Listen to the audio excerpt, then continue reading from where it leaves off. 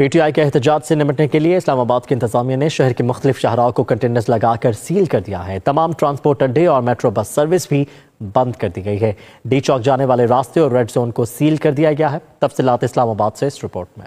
P T I کا احتجاج روکنے کا مشن، حکومتی تیاریاں مکمل، اسلام آباد کے تمام داخلی راستے سیل کر دیے گئے۔ احتجاج کے پیش نظر جڑواں شہروں کے 33 مقامات کو بند کیا جائے گا۔ اسلام آباد بھر میں سیکیورٹی ہائی الرٹ، اہم سرکاری عمارتوں پر رینجرز بھی تعینات کر دی گئی۔ اسلام آباد میں ریڈ زون، ڈی چوک، 0 پوائنٹ، فیض آباد سمیت اسلام آباد کے تمام اہم مقامات پر کنٹینرز لگا دیے گئے۔ تمام ٹرانسپورٹ اڈے اور میٹرو بس سروس بھی بند کر دی گئی۔ جڑواں شہروں میں موبائل اور انٹرنیٹ سروس معطل کرنے کے احکامات بھی پی ٹی اے کو موصول ہو چکے ہیں، جبکہ سیف سٹی کیمروں کی مدد سے شہر بھر کی نگرانی کی جا رہی ہے۔ اسلام آباد اور راولپنڈی سمیت ملحقہ اضلاع میں دفعہ 144 نافذ کر دی گئی۔ 4 سے زائد افراد کے اجتماع اور اسلحہ کی نمائش پر پابندی ہے۔ شہریوں کی آسانی کے لیے کنٹینرز کے ساتھ ایک لین کو اتوار کی صبح تک کھلا رکھا جائے گا۔